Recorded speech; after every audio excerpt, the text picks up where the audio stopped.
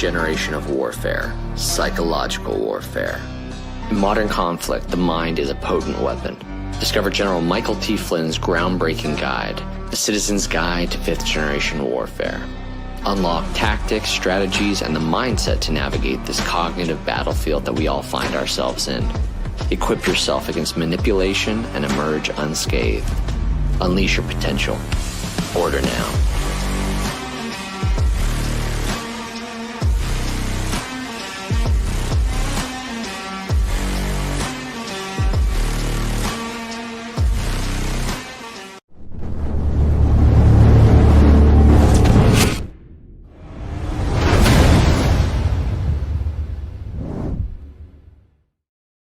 How's it going, everybody? Good evening. It is January 7th, 2026. Happy New Year. If this is the first time you've seen one of the AlphaWarrior shows since the new year started.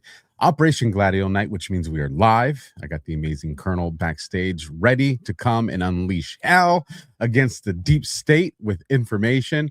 But I also want to bring your guys' attention to a little something right about there if you're watching on Rumble.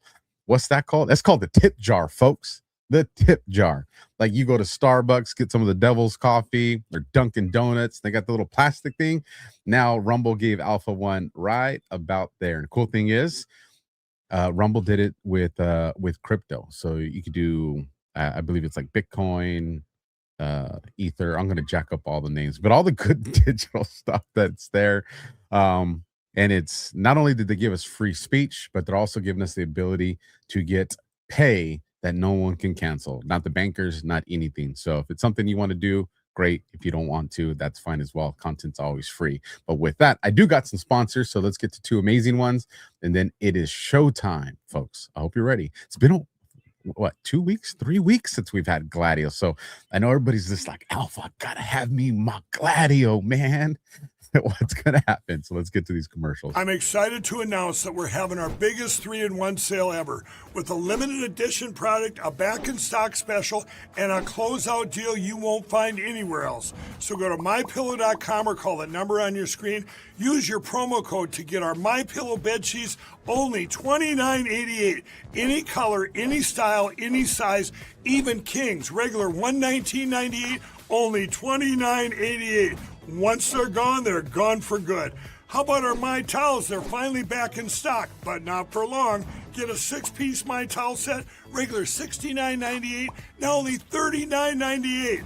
And for the first time and the only time ever, get our limited edition premium My Pillows. They're made with Giza cotton and designer gusset. Queen $17.98, Kings only $19.98. So go to mypillow.com or call the number on your screen.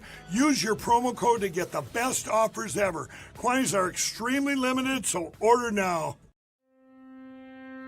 Science proves that a healthy immune system is the body's first defense against the smallest of ailments to the most catastrophic. Coriolus versicolor is the most sought-after, all-natural supplement for both humans and pets to help boost the immune system. There are over 400 studies worldwide on its effectiveness in humans, including Sloan Kettering Cancer Center, MD Anderson Cancer Center, and now from the University of Pennsylvania School of Veterinary Medicine. Together, we can help reverse this terrible tide now plaguing your loved ones and give them the immune-boosting supplements that they need.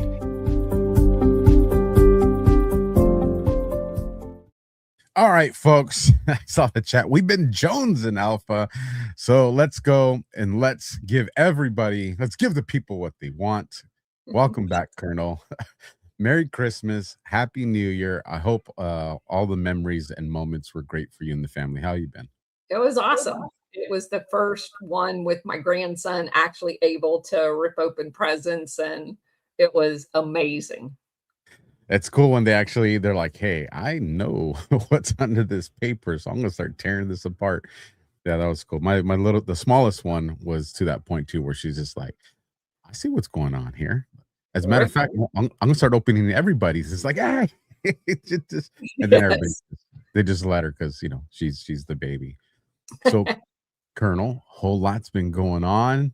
I'm sure there's a lot of Gladio conversations that are predestined in our future. But tonight, you said the history of narcotics. Go ahead. So I thought what we would do is this week go through the history of the drug trafficking and the banking. Next week, we're going to go through a series of like a summary of all of the coups, kind of just lay them out in chronological order. And then what I want to do in week 3 is apply all of this stuff to the stuff that's going on in Venezuela. Because I want everybody to have the broad foundation to be able to look at the stuff that's going on in Venezuela critically with the appropriate background. And I don't think you can do that without it. So we're going to do a couple of weeks of prep in how this whole operation works. Because, of course, everything that we've been talking about is involved in Venezuela, at least accusation-wise. And having the tools to be able to assess what's true and what's not is critical to moving forward. And I mean, that's what we're all about, is the truth, whether it's good or bad or whatever. Just be able to have the background to analyze current events in a more logical way and stay out of the emotion, because that's where they want us to be. But I do have to pat us on the back a little bit and say that throughout this entire thing, I've been saying that the Cartel del Sol was something that the CIA set up. And I thought it was hilarious when that part of the indictment got dropped. Yeah, we don't want to talk about the Cartel del Sol. Let's just go ahead and say it doesn't exist. So, because you can't talk about it without going back and looking at who created it, and the CIA created it. So that was just hilarious to me when that happened. And again, we're going to cover this so that you can have an objective look at it. But And I think it's the inevitable. That information is going to come out. yeah, It's going to, you know. I just I feel like there was this old like video clip from years ago. I don't remember where it comes, but it's all, she wasn't ready. I feel like they're at that moment, and it's just like, I get it. You guys are trying to minimize casualties and loss of life, loss of property, and all that, but it's going to be inevitable. You know, people are going to see. I don't even know how to explain it, Colonel. It's well, just, I think the fact that they dropped it made everybody go look. yeah, yeah. I mean, that was kind of like the tell to me. It's like, wait a minute. I thought you guys were saying that's a thing and he's in charge of it and all this other stuff. And there was a lot of people that went, hey, wait a minute. Here's the reason why he dropped it. And, you know, I'm sitting back here just like, yeah, I know. Well, I'm excited about it. You know, there was a show I was going to air today. There's a lot going on, so I wasn't able to get to it. So I'm going to air it tomorrow because it is a time sensitive show that was recorded yesterday. But I'll tell you, Colonel, if the things in that show are accurate, somewhere around the 14th and 15th, things are going to get pretty interesting. And I think Gladio is going to be put front and center the way we've always wanted it to be. And I don't think there's been a boring day yet. I mean, how much more exciting can it get? And again, I think that's where all of this is leading. It can't not lead there. So maybe it was true that all the people in the back of the room were saying that you're at the gate, the finish line, and everybody else is at the gate. You're just going to have to wait. Run in place. You got to run in place. Yeah. Like, I'm tired. We're going to go through the history, and then interestingly enough, the third show will be right in line with after whatever it is that may happen in the middle of the month. Right on. And normally I do rumble rants at the end of the show, but I just realized this one is from a familiar person, Warhamster. Oh, Warhamster went and dropped a freaking Benjamin $100. Happy New Year, brother. Keep up the great work. And I want to get that at the front end because I know Warhamster doesn't stay up too late. So I want to make sure we send some love his way, and we got to connect, brother. So hopefully in the Yeah, next few he's days awesome. we can actually get on a phone call. We're doing the Devil's Chessboard on my 4 o'clock show, and he's there every day for that because it has to do with Alan Dulles, and he's a and banking and all that other stuff, and so he's just the perfect guy to kind of co-host that show with me because he always has very wise words to say about all of this. So anyway, And one more thing, just before we get into the meat and potatoes of all this, is a shout out to the YouTube family out there. They have been bringing a lot of people new to my content, which means new to Gladio as well, to see what's going on. So all of you out there that are pushing this channel on YouTube, thank you. And not to leave out all the other platforms, is just that our family over there at YouTube's got their hands full because we know YouTube just ain't very nice. Well, So, buckle up if you're new to this. all right, Colonel. So I'm basing this, both this show and the next show on, and if you guys get a piece of paper, if you're a reader or you like to listen to books, this show and next show is going to be basically based on William Bloom's book called Killing Hope. It was one of my early books within the first 10 that I read about Operation Gladio. He doesn't actually refer to it as Operation Gladio in that book, but it is. Okay, so we're going to start back in 1947 in the creation of the CIA in the aftermath of World War II. So Alfred McCoy wrote a book called The Politics of Heroin in Southeast Asia. A Politics of Heroin, sorry. It's about Southeast Asia, the CIA arms trafficking, money trafficking, and or money laundering and disinformation that enabled the Corsican criminal syndicate in Marseille to gain control of the labor unions that worked the docks in the southern France. The Corsicans, which is a mafia, gained political influence and control over all of the seaports, which created an ideal condition to shipping opium to refine it into heroin. And it basically turned that area into a post-war heroin capital for the Western world. They created the first heroin laboratories in Europe only months after the Corsican took control of the waterfront. In the early 1950s in Southeast Asia, we had Chiang Kai-shek and his nationalist Chinese army, the KMT, organized by the CIA to wage war against mainland China. They became the opium barons of the Golden Triangle, which consisted of parts of Burma, Thailand, and Laos. And Thailand, if you remember, is the place where the CIA spent $35 million to buy the national police there. They basically created it, trained it, and then bought it so that they could fly into Thailand and use all of their seaports under the control of the national police. They were all involved in it. They turned into the world's largest source of opium and heroin. Air America, which was the CIA's proprietary airline, flew the drugs all over Southeast Asia. That was written about in a book called Air America that was written by Christopher Robbins. And I have all these books, and I've read all of these books. In 1950s to the early 70s, Indochina became obviously involved in the Vietnam War, and we understand about the secret war that was going on in Laos because that's where the primary source of the heroin originally was from. Air America flew heroin and opium throughout the area.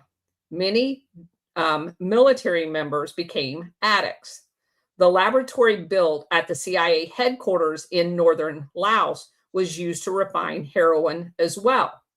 After a decade of American military intervention, Southeast Asia had become the source of 70% of the world's illicit opium and the major supplier of raw materials for Americans' heroin market. During this time, Castle Bank was founded in 1962 by the guy that was in mainland China during World War II as a military attaché, Colonel Paul Helliwell.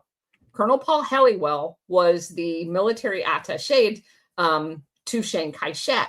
So he's the guy that I always remark, got Alan Dulles on the phone and said, hey, that Gladio operation you're setting up in NATO, here's how we can pay for it covertly with drug money. So he has to have a bank in addition to the Vatican Bank that they're going to use for money laundering. So he sets up Castle Bank in 1962. He also worked with the CIA and a guy by the name of Burton Cantor. Burton Cantor is a tax attorney.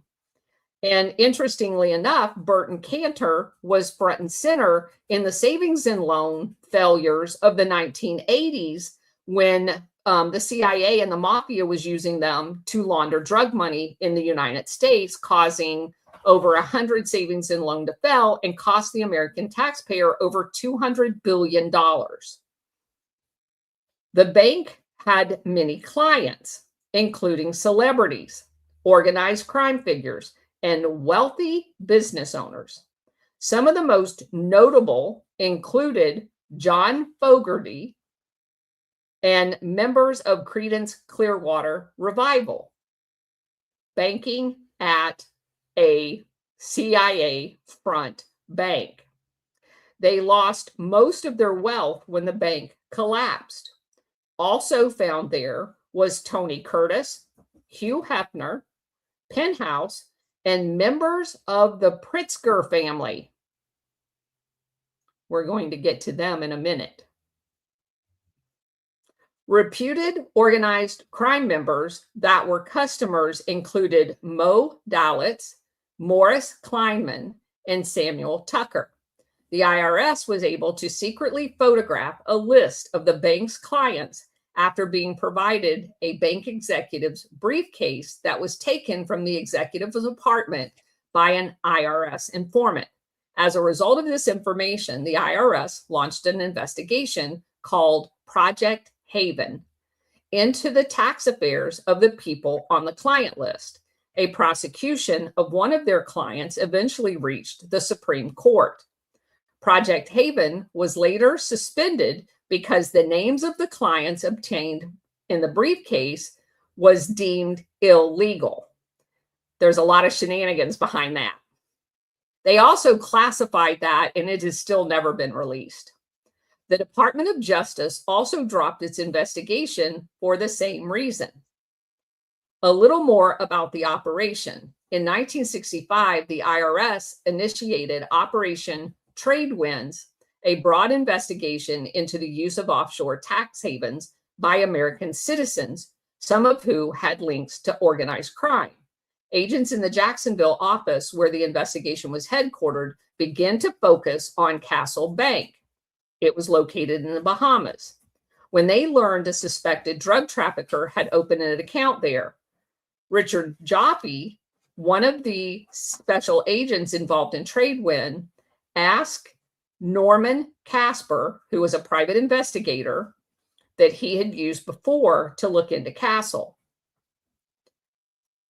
A guy by the name of Painter was indicted in 1976 on the charges of filing false tax returns because he had filed tax returns that said he didn't have any foreign assets, when in fact he did in Castle Bank. Jim Drinkhall, the case,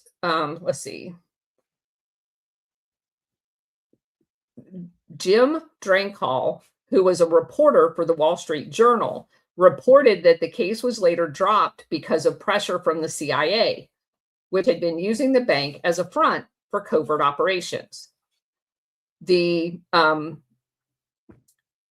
Basically, Painter got convicted, but there's no record of his being sentenced, what his fine was, whether or not he got any jail time. You cannot find it anywhere. Nowhere. Sounds like he was made an informant. Yeah, something like that. Okay, so I want to go real quick because I want to talk about the Pritzkers. The Pritzkers family, because J.B. Pritzker is part of the Pritzker family who just bought, not just, but bought the governorship. I don't know if you've seen the reporting, but he donated like over $300 million to his own campaign. Yes. I did not see that. Yeah. Okay. So that's how you buy a governorship. And he can buy the governorship because he banks at the same bank that the CIA banked at and has a whole bunch of money offshore, intermingled with CIA and mafia. So obviously they're most notoriously known for the Hyatt hotel chain, but he also is has holdings in a group called Marmon Group. And that played a significant role in the operations and clientele of the Castle Bank, where tax evasion, money laundering, and covert CIA activities was going on. Let's see. It was used to hide assets from U.S. tax authorities through numbered accounts and shell entities. The Pritzkers, through their family patriarch, Abram Nichols Pritzker, and subsequent generations, were among the bank's, they were not among the bank's largest, they were the bank's largest depositor at Castle Bank, a CIA bank. Okay. Cantor was a close Pritzker associate who also sat on the Hyatt Hotel's board and co-owned Castle Bank, helping them orchestrate tax avoidance schemes for the family, including reducing A.N. Pritzker's 1986 tax liability from an estimated $150 million to just $9.5 million after litigation with the IRS, despite the family's holdings of billions of dollars.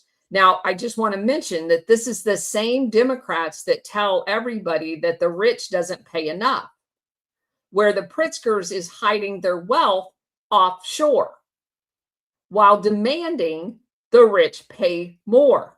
You see the irony there? The bank's operations involved laundering funds for the Miami affiliate mobster Meyer Lansky, and it attracted scrutiny from the IRS, which we just talked about. In the book called In Banks We Trust by Penny Leno, she examines the international banking corruption and devoted significant attention to Castle Bank as a prime example of how these rich people hide their wealth. One of the primary purposes of Castle Bank was to fund all of the anti-Castro activities and other operations, which we'll talk about next week, in Latin America. The deposits were routed through Lansky-associated banks in Miami to maintain anonymity. She also highlights that the Pritzkers and Cantor had quite a few shell companies that they used to hide the wealth. The book that we just finished by Pete Bruton, The Mafia, CIA, and George Bush, also talks about the Pritzkers and Cantor and their involvement in the savings and loan fraud.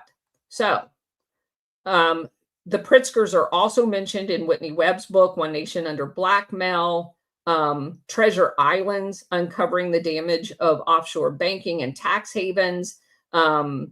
We also did the book by Peter Dell Scott, Drugs, Oil, and War. And that also talks about the Pritzkers and Castle Bank. So this is a very well documented, not speculative at all, that they were in banking with the mafia and the CIA. The Pritzkers were. Moving on. Well, and real quick, just to add a quick little sentence, that you don't sever those relationships. No. You're actually not allowed to. Not if you want to stay alive.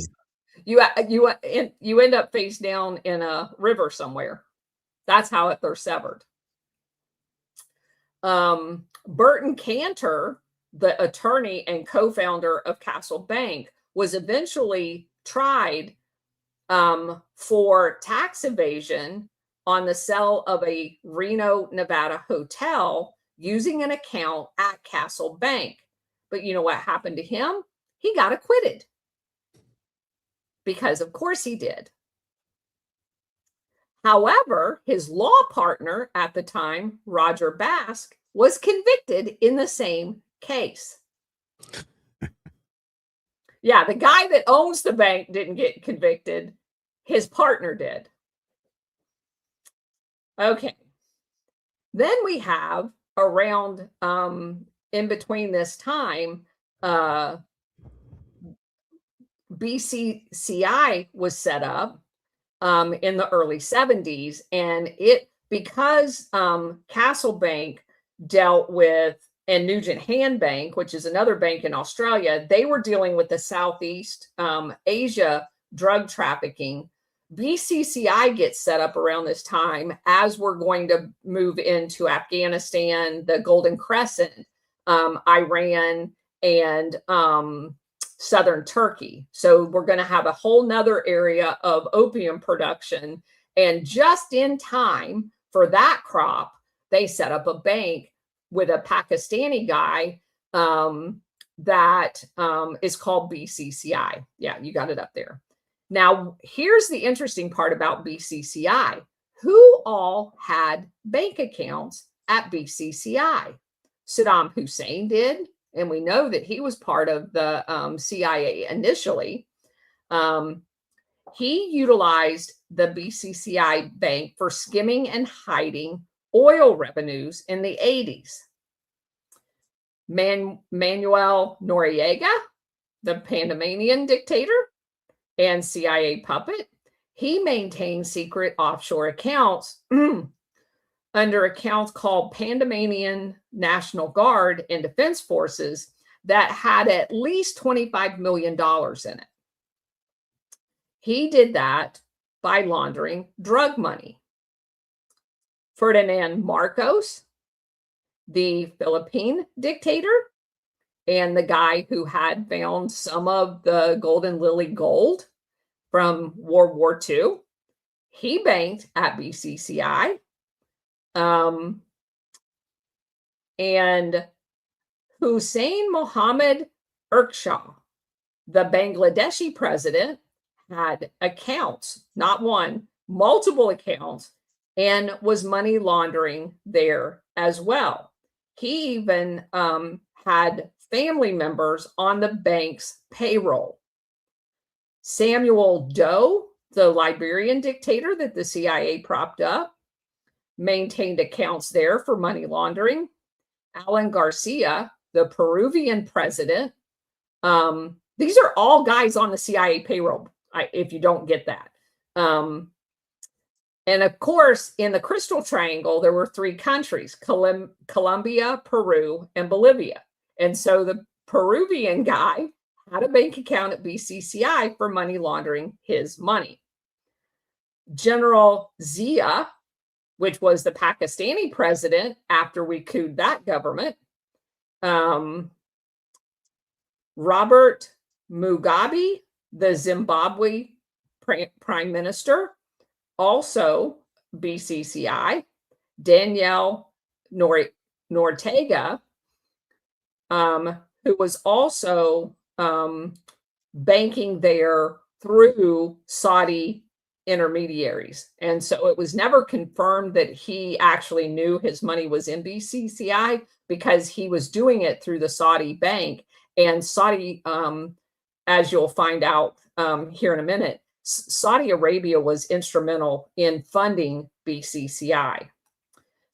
BCCI facilitated accounts for terrorist groups and drug cartels. Abu Nidal, the Palestinian terror leader, opened accounts at BCCI in London. Medellin cartel laundered drug money through BCCI, and the PLO and Syria terrorist entities in Syria had banking accounts in the London office of BCCI. The CIA had multiple accounts there for covert operations, including during the Iran-Contra affair, collaborating with BCCI's, quote, black network for arms and funds transfer. Directors like Richard Helms and William Casey had ties to the meetings with Abedi, who was the guy that set up BCCI. The National Security Council used BCCI accounts during the Iran-Contra affair. Even DIA had a slush fund account for clandestine activities at BCCI. Mossad had accounts there to collaborate on arms deals such as Scud missiles to Syria and Chinese silkworm missiles to Saudi Arabia. And of course, that makes sense since they were using BCCI as well as a bank called Palmer Bank. And I don't know if you've ever heard this story, but during the Iran-Contra, there was a guy whose name you're going to recognize that set up a bank in Washington, D.C., had never been in banking in his entire life, but founded a bank called Palmer Bank, Palmer National Bank in Washington, D.C. That guy's name is Stefan Halper. Like the guy that was at the Pentagon that set up Russiagate. Oh, yes. Hold on, I'll bring that up real quick. Stefan Halper founded Palmer National Bank in Washington, D.C. to launder money for the CIA and Oliver North to fund the Contra operations. And do you know who put money up for that bank? Herman Beebe, who was a Louisiana mobster. So Herman Beebe gave Stefan Halper the money, millions of dollars, to set up Palmer National Bank, a guy that's never been in banking in his life. And that's the same guy that was trying to set up Trump. Here's a great sentence here. Through his decades of work for the CIA, Halper has had extensive ties to the Bush family. The Bush family ran Contra with Oliver North. So, moving on, other people that were involved, Sheikh Zayed bin Sultan Al Nahyan, who was Abu Dhabi's ruler, a Saudi businessman by the name of Gaith Faroun. He acted as a frontman for BCCI's illegal control of U.S. banks like Independence Bank and National Bank of Georgia, received $500 million in unrepayable loans secured by stock. Kamal Adem, who was the former Saudi intelligence chief, Aden Khashoggi, the Saudis' arm dealer, Gokul family, who was a shipping magnate from Pakistan that they used a lot of his ships for trafficking drugs. And he received $1.2 billion in loans from BCCI that was never paid back. That was money laundering. Khalid bin Mahfouz, who was the Saudi chief banker for the Saudi family. Bert Lance, who was the former OMB director in the U.S. under Carter.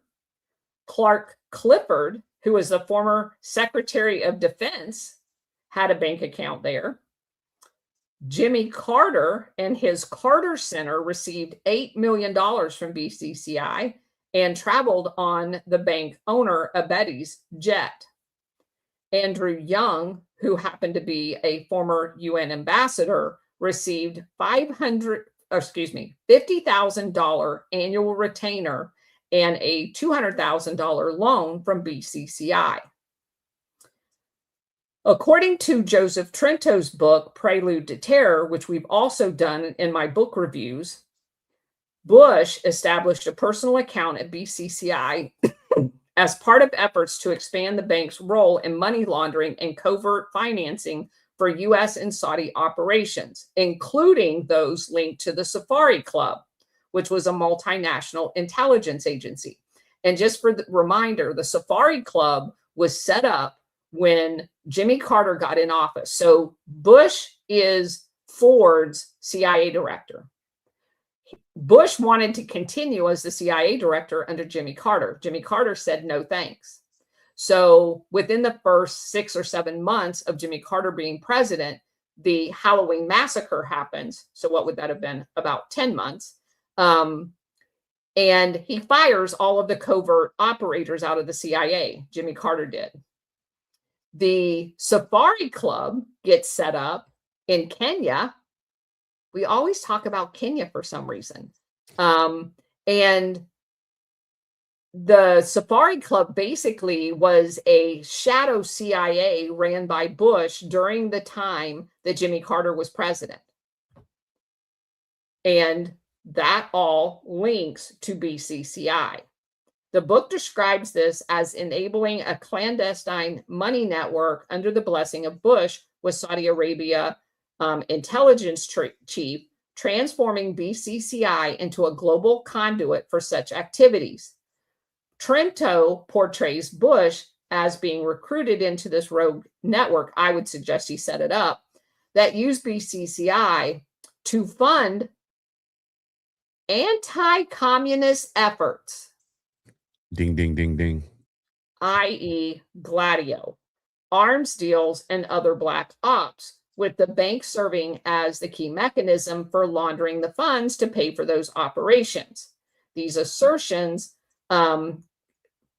document connections between Bush, the CIA, and BCCI, which of course funneled money to the Afghan Mujahideen, which turned into ISIS and Al-Qaeda. Moving on. In 1973 through 1980, Australia set up Nugent Hand Bank in Sydney, which was also a CIA bank. Among its officers was a network of U.S. general officers, admirals, and CIA men, including former CIA Director William Colby, who was one of the bank's lawyers. They had branches in Saudi Arabia, Europe, Southeast Asia, South America, and the U.S. Nugent Hand Bank financed drug trafficking, money laundering, and weapons trafficking. In 1980, amidst mysterious deaths, including Nugent of Nugent Hand, he was found in his Mercedes with a bullet in his head. That, of course, was deemed a suicide. The bank collapsed with over $50 million in debt. In the 1970s and 80s, for more than a decade, Pandemanium strongman Manuel Noriega was a highly paid CIA asset and collaborator, despite knowledge by the U.S. drug authorities as early as 1971 that the general was heavily involved in drug trafficking and money laundering. Noriega facilitated guns for drugs flights for the Contras, providing protection and pilots, as well as safe havens for the drug cartels. He also provided banking facilities.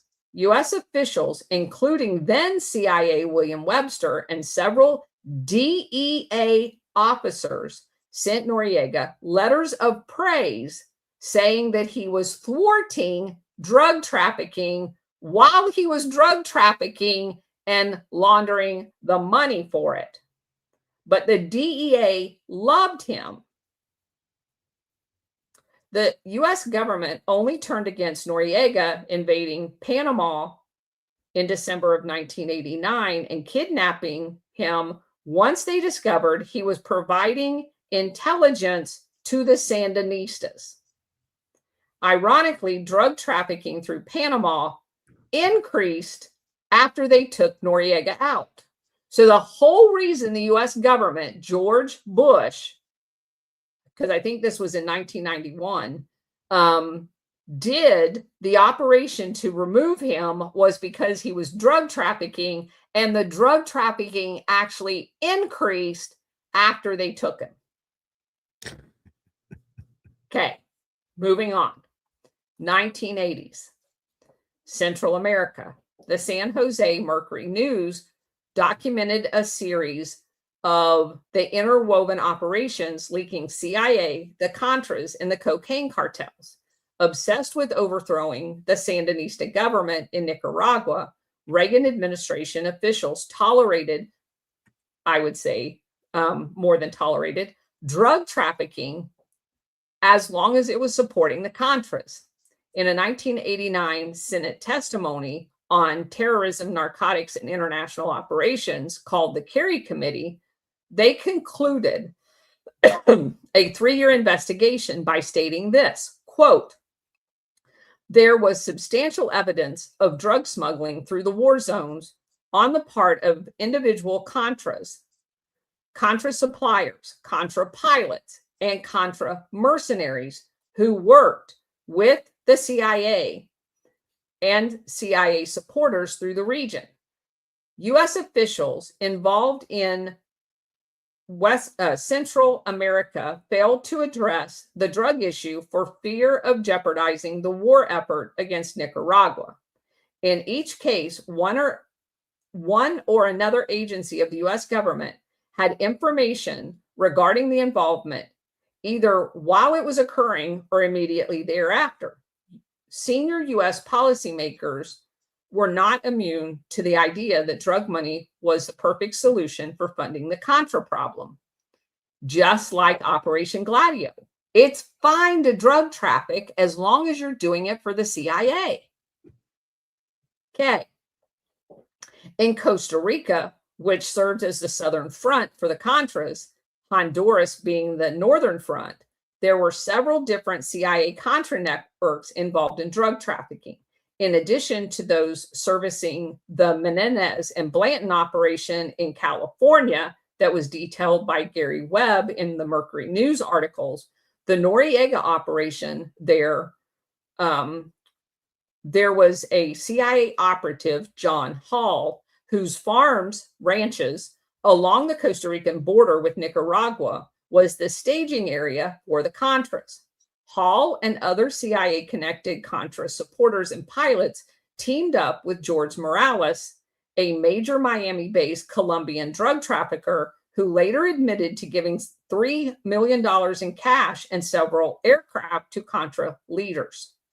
In 1989, after the Costa Rica government indicted Hall for drug trafficking, a DEI-hired plane flew in and took him out and brought him to Miami.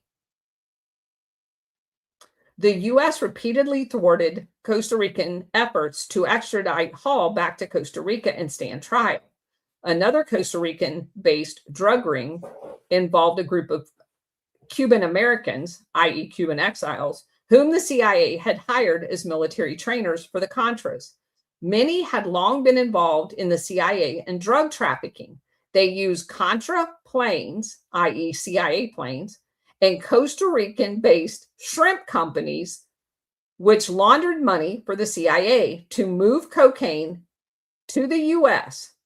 Costa Rica was not the only route. They also used Guatemala, whose military intelligence service was set up by the CIA, harboring many drug traffickers, according to the DEA, and was another cocaine highway. In addition, the Medellin cartel's Miami accountant, Ramon Millian Rodriguez, testified that he funneled nearly $10 million to the Nicaraguan Contras. through longtime CIA operative and my best friend in Operation Gladio, Felix Rodriguez, the guy that Tucker interviewed. Tucker. Put that part, tag him. Yeah.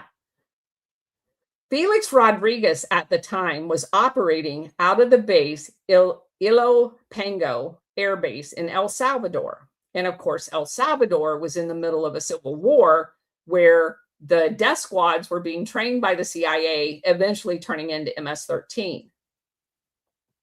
Thanks to Felix Rodriguez.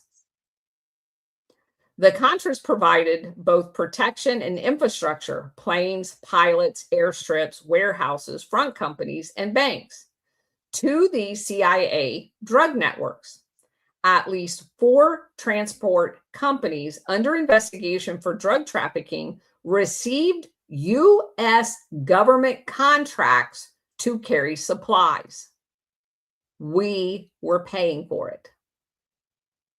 To traffic CIA drugs to the United States and weapons to the Contras, even though Congress passed a law outlawing that. And when it did get here to the States, they used the gangs to put it out there. This goes back to the Crips and Bloods in the 80s. It does. It does. And Freeway Ricky. Mm-hmm. Yes. Yes. And I've told people that I actually lived in LA from 87 to 90. I mean, that was all around everywhere in Los Angeles. The base that I was stationed at in our intro safety briefing actually had a map of go, no-go zones. There were parts of Los Angeles you as a military member was not allowed to be in. And you were briefed that.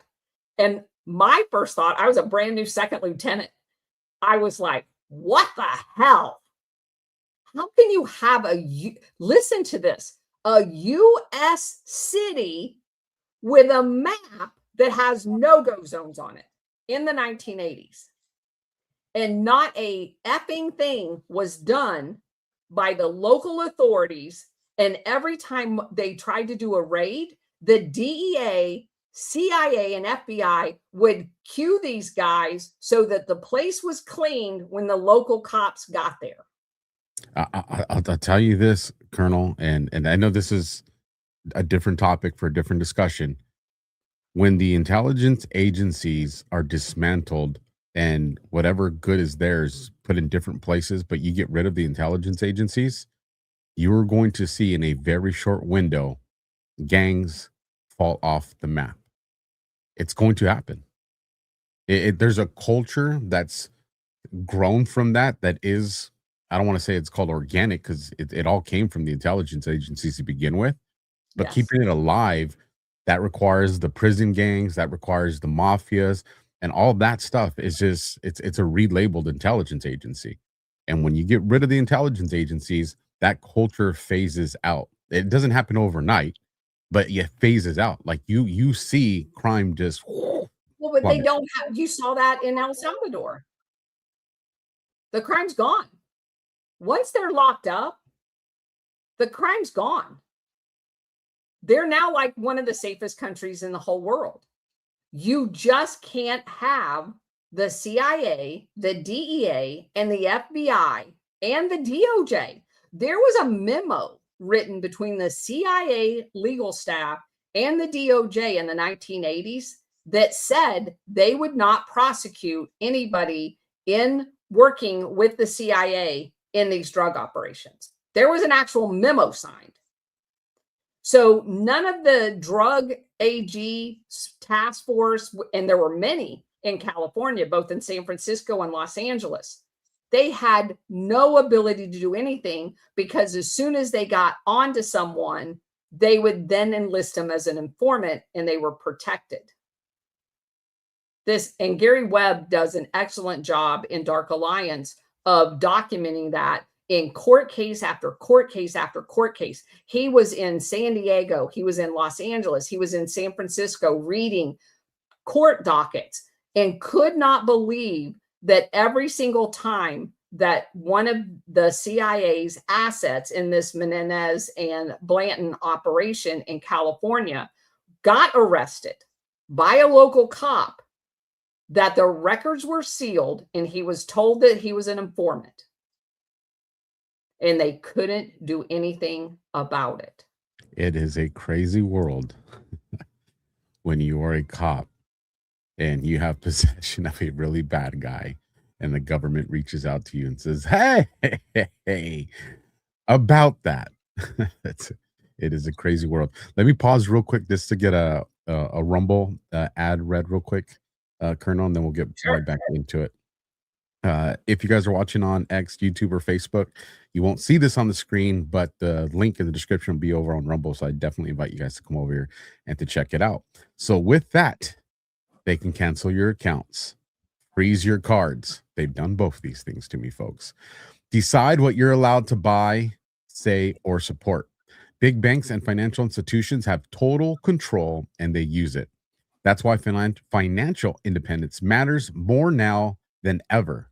Introducing the Rumble Wallet, a wallet built for real freedom. With Rumble Wallet, you control your money, not a bank, not a government, not a tech company. Buy digital assets like Tether Gold, Bitcoin in one secure place. No permission, no middleman, no cancel button.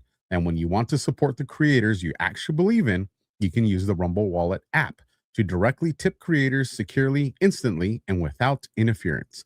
This isn't a credit line that can shut off. It's your wallet permanently. Yours to protect your future. Yours to protect your family. When the system fails, when the institutions turn on their own people, financial sovereignty is the difference between security and vulnerability. Rumble Wallet isn't about politics. It's about freedom, ownership, and protecting what's yours. So take control today. Download Rumble Wallet now. Step away from the big banks for good. True ownership, true protection, and true financial freedom. And what I will say, because I've obviously downloaded, they've brought this available to a lot of creators over the last couple of days and weeks, or a few weeks maybe. This is one of those things where, and Chris, the owner of Rumble, has come out and said it. We don't have access to it. This is your guys's. So you're going to get that seed phrase. It's a conversation a lot of people have heard about, 12 words. Secure those 12 words, because you lose that, nobody's getting into it. And it's there for protection and your protection. So if you're out there and you're just like, I don't trust these banks because I saw what they did Alpha, get yourself a Rumble Wallet. Protect yourself from Operation Gladio banks, like the ones we're talking about right now. Colonel, because you never know which ones are them. I mean, they basically had infiltrated over 100 savings and loans. It's crazy. It is. I am definitely behind when it comes to that tech environment, and I've gotten myself into it. But it's cool to see some of my friends on social media when they're talking, instead of using Venmo or PayPal, these guys shoot each other back crypto, and there's no one that can snatch up their money. So it's like they really do have control with no middleman. It's pretty cool. Yeah. Okay. So back to Pango Air Base in El Salvador. The Contras provided, and anytime you guys from now on read the word Contra, it's CIA. There was no Contras without the CIA. You had a bunch of ragtag Somoza hangers-on that got kicked out of Nicaragua when the Sandinistas took over. And the CIA had been using Nicaragua for very nefarious things for a very long time. And that's what the rebel forces called the Sandinistas overthrew their government for. So those ragtag people had no ability to fight back money-wise. So the Contras were all on the payroll of the CIA. And so you need to understand that when you hear Contras, you need to think CIA. They're like synonymous. So they were provided protection, infrastructure, planes, pilots, airstrips, warehouses, front companies, and access to the CIA banks.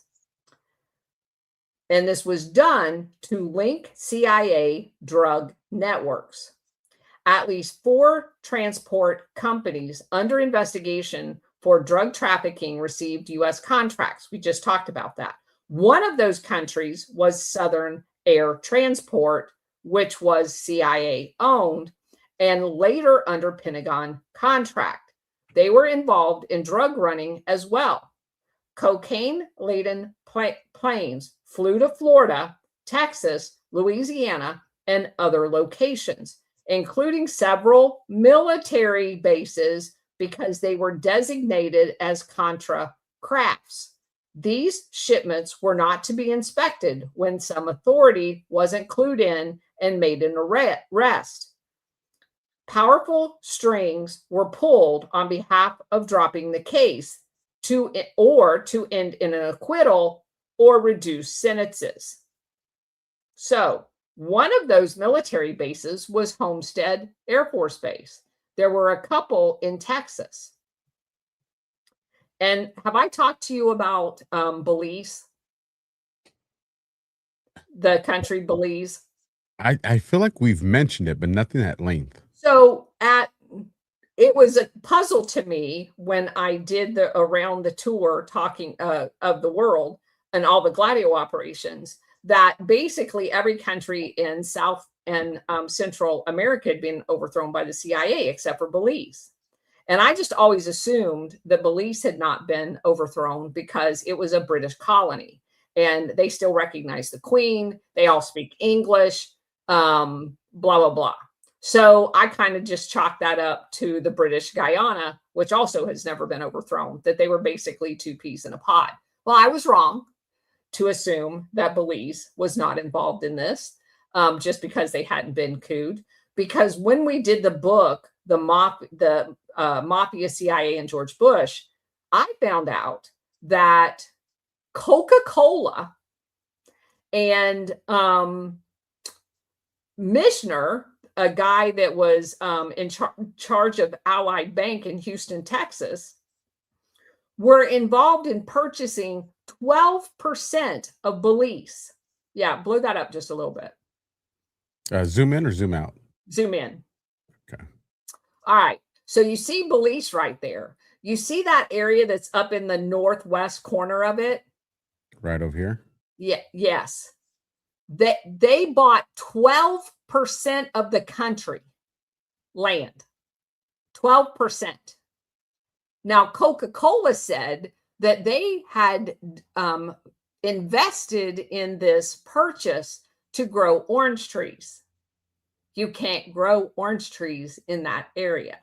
And they want you to believe that Coca-Cola didn't do any due diligence to find out if it had appropriate soil to grow orange trees, and they weren't just funding the CIA.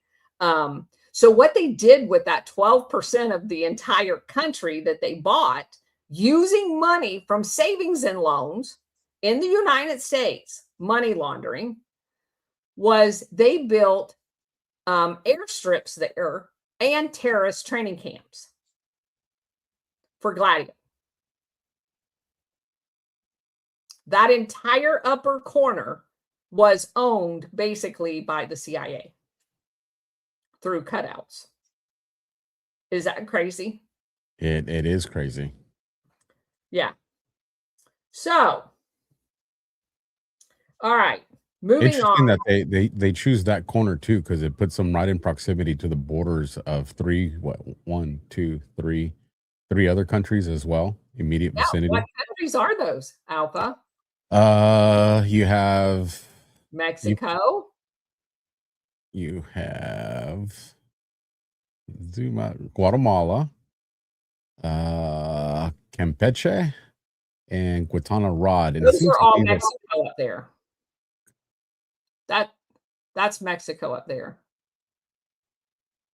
Mexico's right north of Belize. So these would be like the states of it then? Yes. Gotcha. Guatemala, where the CIA basically owns the entire country. Guatemala, where they staged a lot of the training for the Contras. Right next to Belize. where they were staging and had terrorist training camps as well. And that is not that far from us. No. Okay. Moving on to the 80s and 90s to Afghanistan, the CIA supported Mujahideen rebels engaged heavily in drug trafficking while fighting against the quote-unquote Soviet-supported government and its plans to reform the very backwards Afghan society. The CIA's principal client was Heck Martyr, one of the leading drug lords and leading heroin refiners. CIA supplied trucks and mules, which had carried arms into Afghanistan. They were used to transport opium to laboratories along the Afghan-Pakistan border. The output provided up to 1/2 of the heroin used annually in the United States and 3/4 of that in Western Europe. U.S. officials admitted in 1990 that they had failed to investigate or take action against the drug operation because of a desire not to offend their Pakistani or Afghan allies. I would suggest to you that it was exactly the opposite. They baited in the Soviet Union into Afghanistan so they could fund the drug trafficking. In 1993, an official of the DEA called Afghanistan the new Colombia of the drug world. In the mid-80s and 90s in Haiti, while working to keep Haitian military and political leaders in power, i.e. overthrowing the government, the CIA turned a blind eye to their drug trafficking there because it was the CIA's drug trafficking. In 1986, the agency added some more names to its payrolls by creating a new Haitian organization. They created a CIA in Haiti called the National Intelligence Service. Although because they're, you know how in Spanish the words are backwards? So National Intelligence Service became SIN. S-I-N. And it's their intelligence agency. SIN was purportedly created to fight the cocaine trade, but they were actually engaging in it. And that sounds so much like Cartel del Sol. It was the national police that was supposed to be fighting drug trafficking, but they were on the CIA payroll drug trafficking in Venezuela during the Perez administration in Venezuela. I see, and you see that everywhere. The national police in Thailand, same thing. It was set up by the CIA. The Savak in Iran, same thing. Because Iran's northeastern section had opium in it. It's right there on the border of Turkey and Afghanistan. That's called the Golden Crescent. There was drug trafficking galore going on up there. And it was all under the guise of the national police set up by the CIA every single time. Okay. And the Haitian military and political leaders were all bought off to protect the trade. So we could go on because, of course, at the end of the 90s, we get into 2001, 9/11 happens. We go back into Afghanistan, and what happens? The opium goes off the chart again after the Taliban had basically eliminated it. This is just a repeat over and over and over again. They set up the infrastructure to facilitate this illicit activity every time we destabilize a country. And just for people that, if this is the first time you've caught Operation Gladio, a few episodes ago on Gladio, we were covering the opium in Afghanistan. And I was telling Colonel, one of the things that I had stumbled upon was the fact that I didn't know, and she said it right now, and I want to say it again, make sure it's not missed. They had almost completely eradicated it there prior to us. in two When, months. yeah, prior to us going in, and then obviously when we went in, it just exploded. But it It was went higher than it had ever been before. yeah, I want to remember. I don't know if it was 500x or 5000x. It was some insane number, but it was almost completely eradicated. It's before we had almost it. gone now, by the There you way. go. There you go. Imagine that. You kick the CIA out and wonderful things happen. I'm hoping we're kicking the CIA out of Venezuela. I think we should And be all the kicking the intel CIA out of agencies. here. Well, yeah, yeah. I would definitely want to get them kicked out of here first. And I think there's some good instruments in there that are going to collapse it from the inside. So that concludes today. That gives you a background of both the banks that were used to do this, the weapons trafficking that was part of this, because anywhere you have these forces and drugs, you have to protect them. So you got to get weapons to them, and then the drugs itself. And next week, we will talk about all of the regime changes, just briefly, kind of an overview, run through them, briefly explaining them.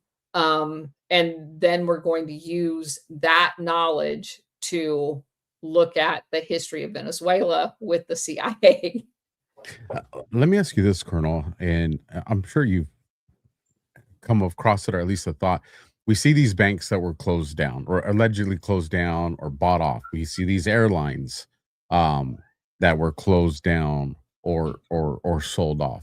And we know that they're not going to abandon those operational plans. That's their playbook. They need the logistics, they need the planes, they need the boats, and they need the banks to money laundering. Or you could argue that they're probably even getting into crypto to money laundering. But have you been able to, at least, do you have a strong suspicion or an alleged allegation? I'm trying to be careful how I navigate this here, on what are some of the current federal institutions that are just a rebranded version of what they were doing back then?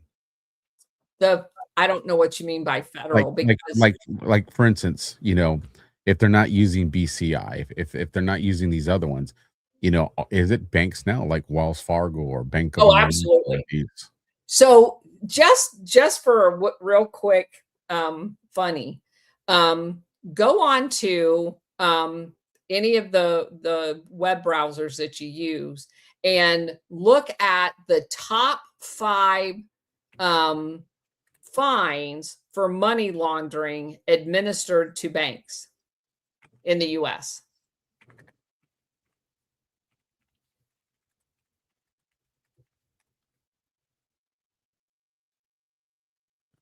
It's thinking. And these are the 5 notable cases based on fines and amounts laundered. Wachovia Bank, BNP Paribas, HSBC.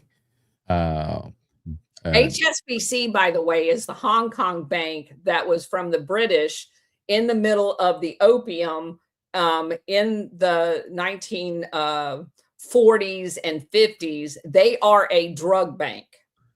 Well, here it's short, so I'll just read them to you. It says Wachovia Bank fined $160 million in 2010 for processing approximately $380 billion from Mexican drug cartels between 2004 and 2007. 3 years. What was the fine? $160 million. That's pocket change.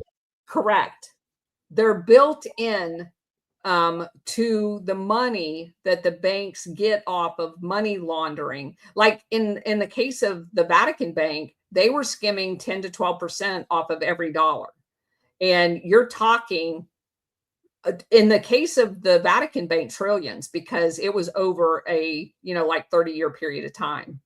Well, that's the other thing. You're talking almost a half a trillion, but that's still only a 3-year window. 380 billion in 3 years. Yes, the drug trade alone estimates is $750 billion on an annual basis. And then BNP Paribas received $8.9 billion fine in 2014 from U.S. authorities for processing transactions in sanctioned countries. They don't tell you how much was laundered. So if the fine was $8.9 billion, I can imagine how much it was actually laundered. HSBC was fined 1.9 billion in 2012 for insufficient AML measures that allowed drug cartels and organizations linked to terrorism to launder hundreds of millions of dollars.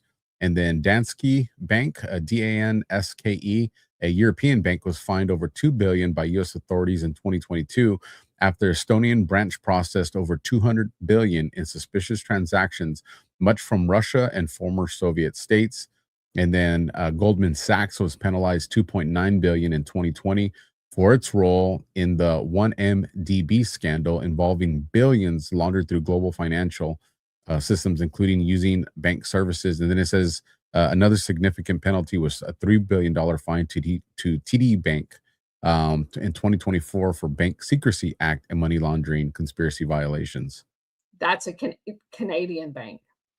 So TD is. The one they always leave out is Citibank. Citibank is really, really bad. Really bad. And Citibank, of course, is it's just bad. You've got JP Morgan Chase.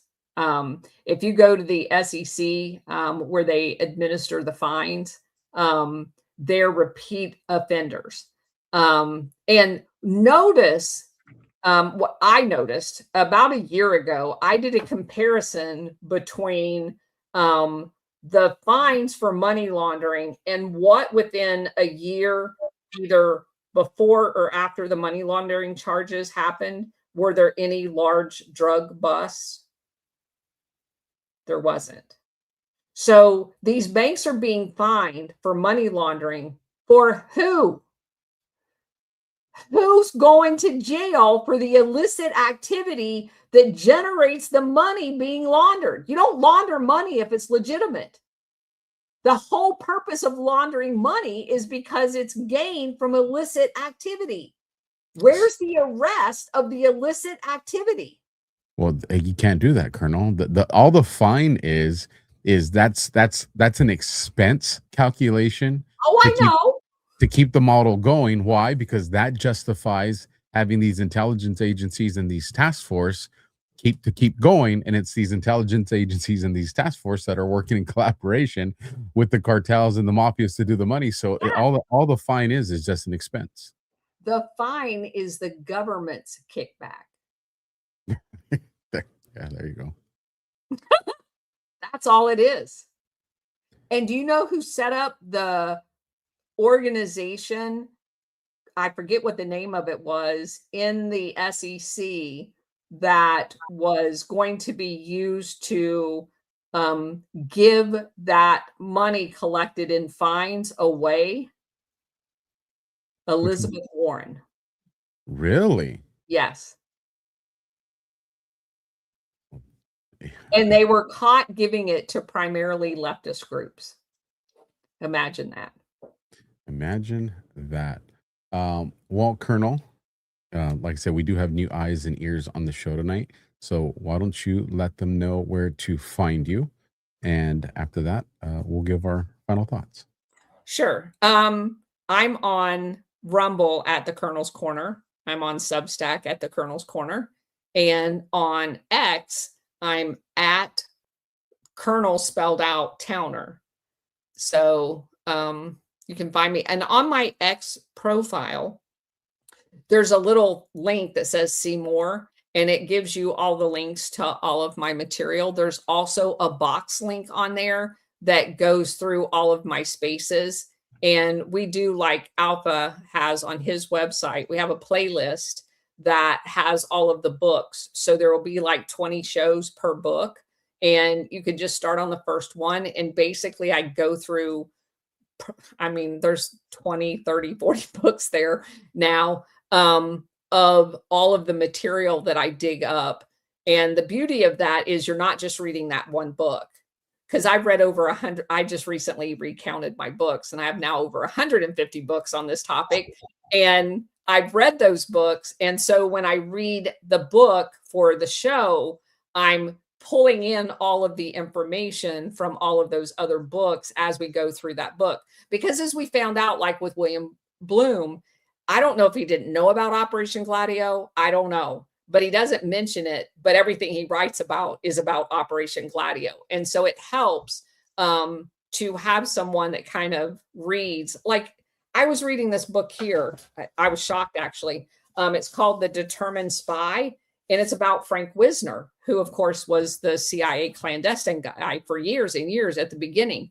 And he actually talked about stay-behind units in his book. And of course, if you don't know, that is Operation Gladio. And it's actually in that book. But again, you have to know what they are in order to understand what he's admitting to. So anyway, I think it's super important, and for people to have that information. It's like, for example, I'll just use something simple.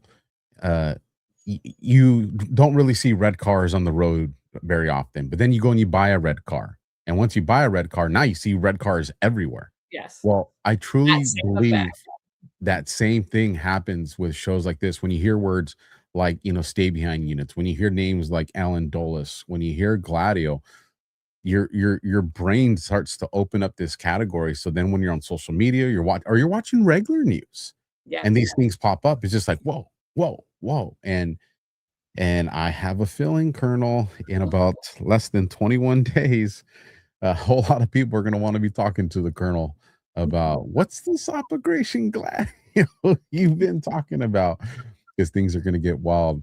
You guys, I would invite you to watch the other content I do over there at Badlands too. Got my brothers and sisters over there. They're also on Rumble. You can find the shows that I do over there. So just search out Badlands. And if you are new here, do me a solid. The content is free. So hit the thumb, hit the heart. And then the last thing, but it's super important, on Rumble and YouTube and Facebook, the first link you're going to see down in the description is the link to the Operation Gladio store. This woman over here and her team do phenomenal work. This is kind of your guys' way of helping them out with that. So I would definitely invite you guys to go buy a 2026 gift for somebody. So with that, Colonel, any final words? Just join us at 4:00 on my X Spaces and on Rumble. The book we're doing right now is called The Devil's Chessboard, and it is about Alan Dulles. And this is what I'm talking about. I promise this will be my last thing. I'll let us all get to bed. When I heard that they're doing the remodel of the Alan Dulles Airport, the first thing that came to my mind was, are we talking symbolism here? Is there a narrative here? What's the point? Or is it just an upgrade? They have to get rid of that name. John Foster Dulles and Alan Dulles were two of the most evil men that the United States ever produced. You're not wrong. You are not wrong. All right, folks. And one more thing, because it's important. I promise. I'm so sorry. Operation Gladio. This is chapter 82, folks. That means there's 82 episodes of Operation Gladio. Go down the playlist that Colonel mentioned earlier, and you can share that playlist. It is shareable, and that'll give everybody access to all the Operation Gladio shows. So with that, I will go ahead and send you guys on a raid over to Newsmax, and you guys can say hi to everybody over there, and we'll catch you guys on the flip side. Good night. God bless, and Semper Fi.